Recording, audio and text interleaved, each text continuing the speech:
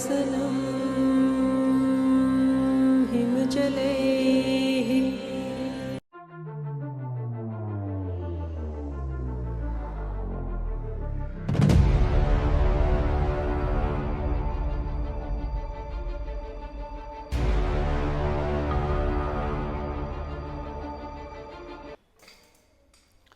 안녕하세요. 바우다 장입니다. 반갑습니다. 오늘은 이 구독자분께서 질문해 주신 내용을 간략하게 풀어보는 시간을 갖도록 하겠습니다. 어떤 질문을 해 주셨냐면은 이 끊임없이 파도치는 이 망상을 어떻게 하면 잘 다스릴 수 있을까요? 즉, 이 생각을 어떻게 하면 잘 다스릴 수 있을까요? 라는 질문을 해 주셨어요. 우리가 먼저 이 마음의 속성에 대해서, 마음의 구조, 마음의 특성에 대해서 이해를 해야 되겠습니다. 마음은 크게 세 가지 카테고리로 나눌 수가 있는데, 첫 번째 마음, 부동의 마음, 절대적인 마음이 있죠. 고요하고 평화로운 마음이 있습니다. 그 어떤 길한 일이 일어나거나 흉한 일이 일어나거나 하와 복이거나 혹은 순조롭거나 역경이거나 성공하거나 실패하거나 그 희노애락에도 영향받지 않는 태풍의 눈처럼 고요한 중심의 마음이 있습니다. 이 중심의 마음은 시공간을 초월한 마음이고 너나가 없고 주관과 객관이 사라진 이 마음이죠. 이것이 이제 불심, 우리의 양심, 우리의 참나라고 부를 수가 있겠습니다. 본래 무일물의 자리, 한 물건도 물들지 않는 자리, 그 어떤 환경이나 상황이나 조건에도 물들지 않는 허공처럼 그 어떤 것도 거려둘 수 없는 자리라고 볼 수가 있겠습니다. 두 번째 마음은 끊임없이 파도치고 움직이고 변화하는 마음이 있겠습니다. 이런 절대적인 마음이 있는가 하면은 이 현상계에 적응하는 마음이 있다는 거죠. 이 세계는 여러분 얼마나 다양한 세계입니까? 인드라의 구물망이 촘촘히 얽혀 있는 세계입니다. 이 인드라의 구물망이 촘촘히 얽혀 있는 이 세계에서, 이 변화의 세계에서 적응하려면 우리의 이 마음 역시도 현상계에 적응하기 위해서 끊임없이 변화하고 움직이고 그 상황에 따라서, 그 환경에 따라서, 그 조건에 따라서 끊임없이 판단하고 해석하고 어떤 결정들을 내려야 됩니다. 그래서 이 두 번째 움직이는 마음이 있다는 거죠. 세 번째 마음은 이 모든 것들을 알아차리는 마음이 있습니다. 즉 고요하고 평화로운 중심의 마음과 끊임없이 변화하고 움직이는 이 마음, 절대계의 마음, 현상계의 마음을 알아차리는 마음이 있다는 거죠. 즉 생각을 다시 생각할 줄 알고 내 사유를 다시 사유할 줄 아는 이 능력이 있다는 거예요. 이걸 이제 성인들께서는空정영지다, 혹은 허령지각이다, 혹은 열반묘심이다, 혹은 해강반조다, 뭐 이렇게 표현을 합니다. 공정영지, 탕 비고 아무것도 없는 것 같지만 신령스러운 알매 작용이 있다는 거예요. 허령지각, 공정영지하고 비슷한 말이죠. 허하고 빈 듯하지만은 지각, 각성하는 그 알아차림이 힘이 있다는 거죠. 열반묘심, 이것이 바로 열반으로 인한 묘심이다. 신령스러운 미묘한 마음이다. 이런 뜻입니다. 이 불성 그 자체는 부동의 마음입니다. 그러나 이 불성 그 부동의 마음으로는 우리가 육바라밀을 행할 수가 없죠. 그 마음에서 움직여야 됩니다. 마음은 움직이는 거예요. 그 움직이는 마음을 잘 다스렸을 때 우리가 부처가 되고 성인이 되고 보살이 되고, 그 움직이는 마음을 잘 다스리지 못하면 우리가 이제 중생이 떨어지고 축생도나 혹은 지옥도에 떨어지는, 아수라도에 떨어지는 중생이 되는 거죠. 그럼 이 고요한 마음과 고요한 마음에서 일어나는 이 마음들, 움직이는 마음들을 누가 주관합니까? 알아차리는 마음이 주관합니다. 이것도 바로 이제 참나의 작용이라고 볼 수가 있겠죠. 즉 끊임없이 파도치고 끊임없이 움직이는 이 마음을 우리가 알아차려야 되는 거죠. 이 알아차리는 마음이 그래서 굉장히 중요합니다. 이 인과를 이루는 세 가지 요소가 있는데, 그건 이제 업이 있고, 우연이 있고, 필연 같은 우연, 우연 같은 필연이 있고, 그 다음에 자유지가 있습니다. 즉 오늘 내가 살아가는 이 삶의 모습은 과거에 내가 행한 말과 행동과 어떤 생각의 결과로서의 모습입니다. 그럼 내 생의 나의 모습을 보려면은 오늘 내가 살아가는 나의 말과 행동과 생각의 그런 작용들을 면밀하게 바라보면은 내 생의 모습을 알 수가 있다는 거죠. 그런데 이제 여러분, 업은 그 행의 규모보다는 그 숨은 의도와 동기가 굉장히 중요합니다. 그래서 우리가 수도를 하더라도 새는 수도냐 새지 않는 수도냐가 중요하다고 얘기를 하는 게, 공덕을 아무리 지어도 내가 그 공덕에 집착하거나 그 공덕에 자만에 빠지거나 그 공허에 머물거나 하게 되면은, 혹은 남이 나를 알아주고 남이 나를 칭찬해주고 인정해주길 바라면은, 박수 쳐주기를 바라면은, 이것이 바로 유루법, 새는 수도라는 거죠. 무루법, 새지 않는 수도가 되기 위해서는 마음 자세, 내 마음의 의도와 동기가 굉장히 중요하다는 거예요. 그 마음의 의도와 동기가 제대로 자리 잡혔을 때 우리가 무루법, 새지 않는 수도를 할 수가 있다는 거죠. 자, 그럼 우연에 대해서 말씀드리도록 하겠습니다. 우연이란 뭘까요? 저는 필연적인 우연이다, 우연하지만 필연적으로 일어난 일이다 라고 말씀드리고 싶은데, 우리는 인생이라는 삶의 모두에서 다양한 종종의 여러 가지 경험들을 하면서 살아갑니다. 좋은 일이 있는가 하면은 나쁜 일이 있고, 길한 일이 있는가 하면은 흉한 일이 있고, 행복한 일이 있는가 하면은 불행한 일들이 있죠.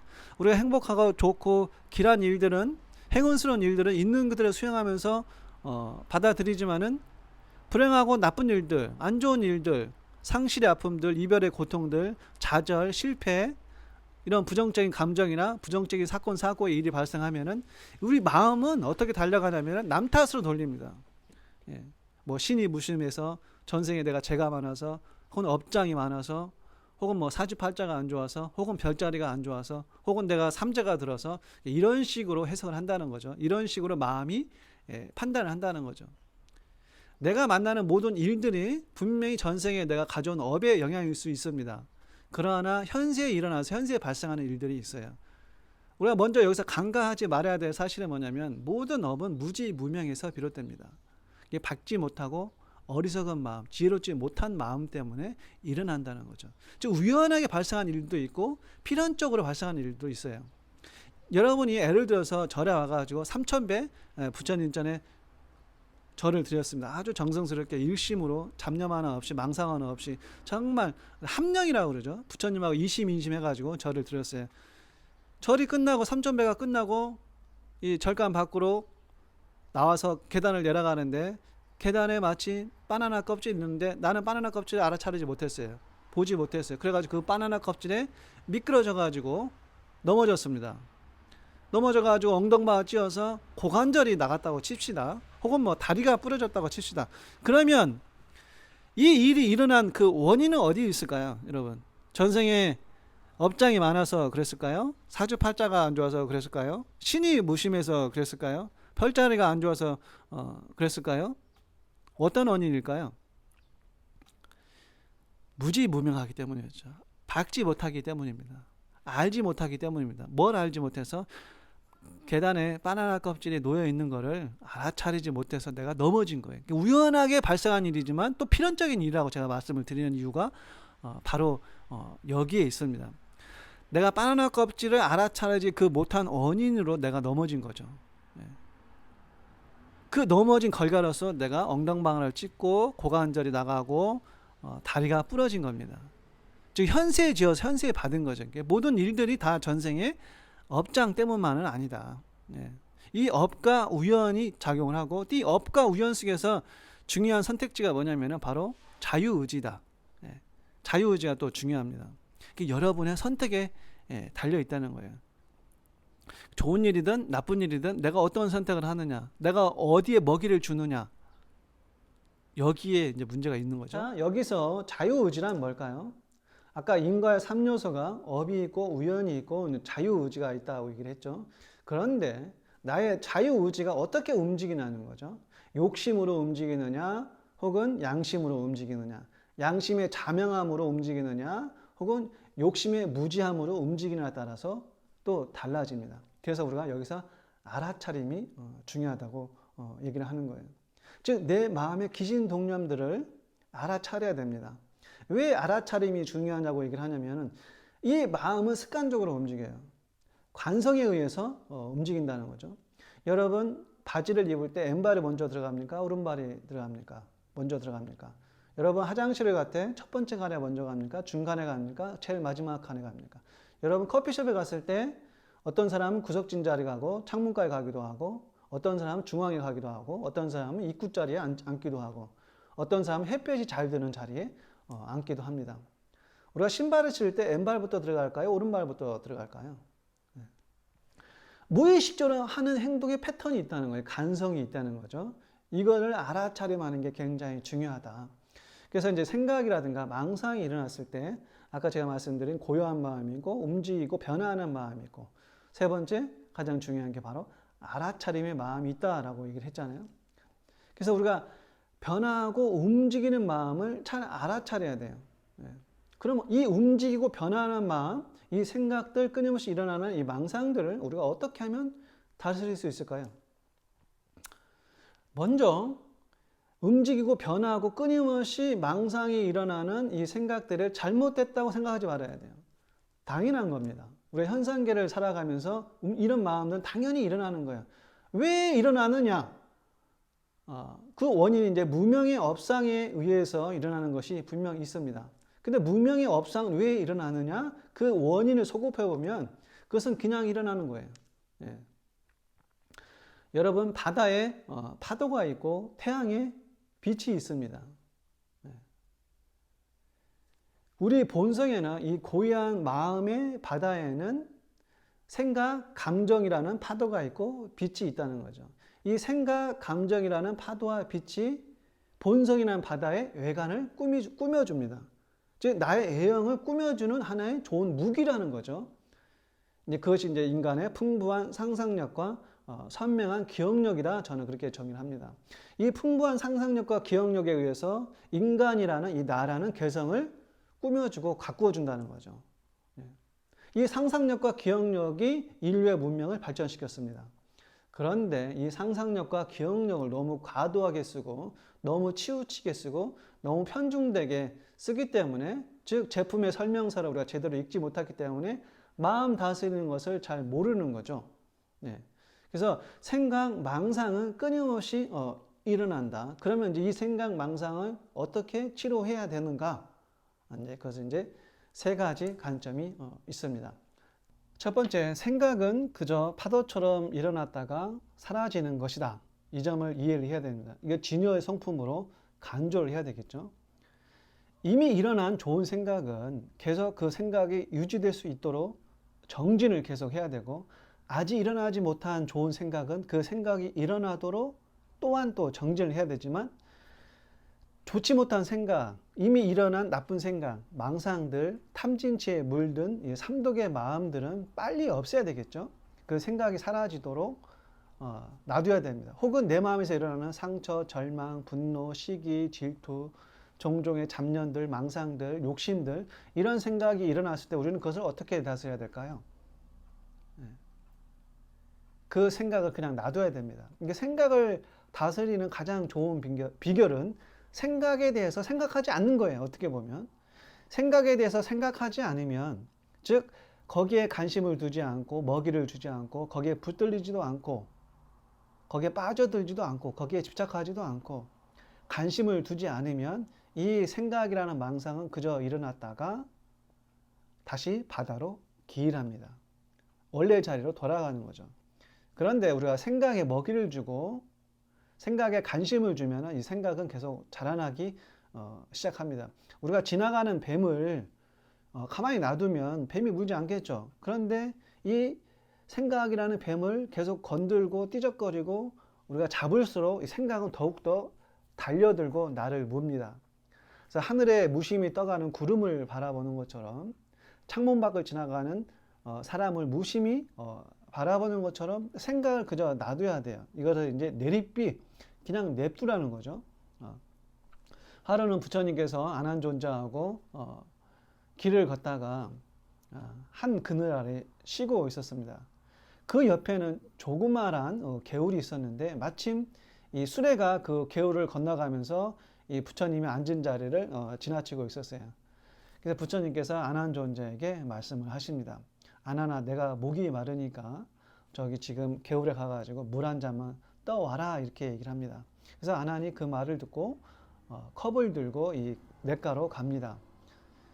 근데 방금 이 수레바퀴가 그 강물을 지나갔잖아요. 그렇기 때문에 굉장히 혼탁하고 탁하다는 거예요. 그래서 안한이 계속 물을 휘저으면서 물을 아무리 뜨려고 해도 맑은 물, 깨끗한 물을 뜰 수가 없다는 거예요. 그래서 이제 아난이 부처님한테 갑니다. 아무리 제가 깨끗한 물을 뜨려 해도 이 깨끗한 물을 뜰 수가 없습니다 라고 얘기를 해요. 그래서 부처님이 잠시 듣고 있다가 어느 정도 시간이 지나고 난 다음에 다시 이제 아난을 보냅니다. 그래서 아난이 다시 가보니까 어느 정도 시간이 흐른 후에 그 냇가를 보니까 혼탁한 물이 가라앉았다는 거예요. 그래서 맑은 물이 떴다는 거죠. 그래서 그 맑은 물을 다시 떠와서 이제 부처님께 갖다 드립니다. 그래서 이제 부처님이 아난 보고 얘기를 합니다. 아난아, 너는 이 차이를 알겠느냐? 첫 번째 그 물을 뜨러 갔을 때는 복잡하고 혼탁하고 수레가 방금 지나간 그 자리에는 물이 굉장히 혼탁하고 어지럽다는 거예요.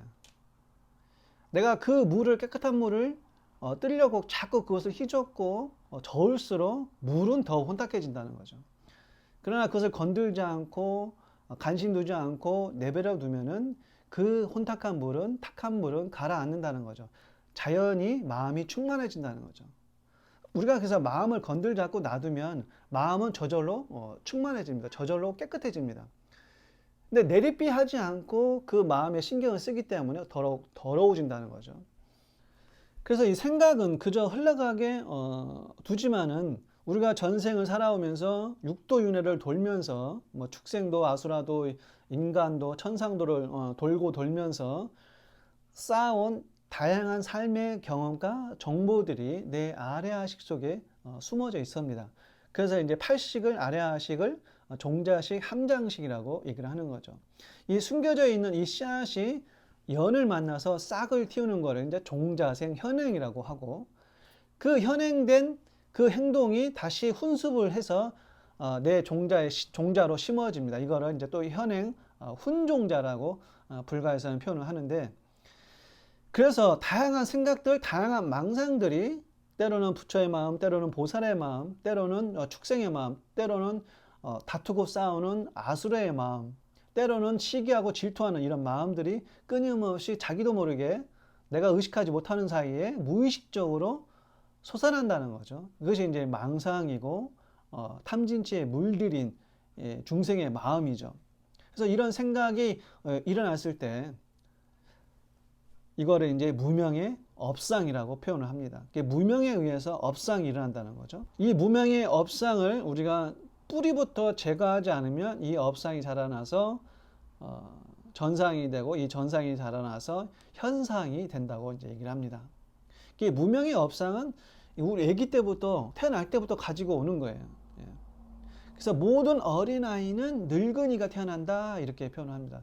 전생에 부처가 오신 분이 아니라면은 이 무명의 업상이 다 마음 안에 잠겨져 있다는 거예요. 내 업시간에 잠겨져 있다는 거죠. 그런데 이제 어린아이는 아직 그 마음이 자라나지 않았기 때문에 순진무구하고 천진하다 이렇게 얘기를 합니다. 부처 성인보살은 이미 마음을 넘어선 마음이고, 이 어린아이들은 아직 마음이 자라나지 않은 마음이에요. 같은 천진난만함이 있고 순수함이 있지만 부처 성인보살의 이 마음하고 어린아이의 마음하고 그 성격은 다르죠. 그래서 이 어린아이들은, 이 아기들은 적자의 마음이지만 무명의 업상이 다 갖고 있습니다. 그런데 이제 그 마음이 자라나지 않았기 때문에 진여의 성품에 가깝다 이렇게 표현을 하는데, 왜냐하면 어린아이들 보면은 먹고 자고 아주 단순하게 자기 삶을 영위합니다. 스스로 자족한다는 거죠. 스스로 만족해하고 그 무엇을 필요로 하지 않아요. 배고프면 이제 울고 엄마 젖달라고 그렇게 행동을 하지만은 스스로 자족하면서 스스로 만족하면서 살아요. 그것이 말하는 어린아이 마음이거든요. 그래서 이제 예수님께서도 어린아이를 안지 않고서는 결단코 천국에 이르지 못하리라 라고 표현하신 게 바로 그런 상태를 말하는 거죠. 그러나 이제 이 업상이 자라나면서 자의식이 형성이 됩니다. 나라가와는 자기 집착심을 갖게 돼요. 그래서 어린아이가 점점 자라면 4살, 5살이 되면은 미운 4살이라고 표현하는 게 자기밖에 몰라. 자기애가 굉장히 강해지죠. 그런 자의식이 형성이 되고, 그걸 토대로 해서 이제 전상이 생깁니다. 전상이라는 건 뭐예요? 자신만의 삶의 고정관념과 편익견, 선입견을 갖게 된다는 거죠. 자기만의 세계를 갖게 됩니다. 자기만의 믿음 체계를 갖게 됩니다. 그런 전상이 펼쳐져서 이제 현상이 되는 거예요. 어떤 행과 합일이 되고 어떤 행동을 낳고 어떤 말을 낳고 어떤 생각을 낳는다는 거죠. 그래서 우리가 이 무명의 업상이 일어났을 때 그 업상을 잘 관할하는 것이 중요하다. 그 업상에 붙들리지 않는 게 중요하다. 그랬을 때 전상으로 발전하지 않고 현상으로 발전하지 않습니다. 그래서 생각은 그저 일어났다가 사라지는 것을 관할 줄 알아야 되고, 그 생각을 우리가 그대로 두면은 파도가 본성이라는 바다에 기일한다는 것을 우리가 깨달아야 되고, 파도가 아무리 거세게 친다 한들 바다는 아무런 영향을 받지 않는다. 이것을 지혜로서 또 관할 줄 알아야 됩니다. 그래서 어떤 생각이 일어나든지 두 번째 중요한 자세가 있다면 거기에 꼬리표나 내배를 붙이지 말라. 해석이나 판단을 하지 말라. 그냥 둬라. 그리고 세 번째, 생각이 일어나기 이전의 그 틈, 생각이 사라지고 난 후에 그 틈이 나의 본성이고 배경입니다. 그래서 그 틈에 집중을 하자. 그 배경에 집중을 하자. 이런 수행을 이제 족첸 수행이라고 하는데, 이 족첸 수행에 대해서는 다음 시간에 여러분들께 소개해 드리도록 하겠습니다. 감사합니다.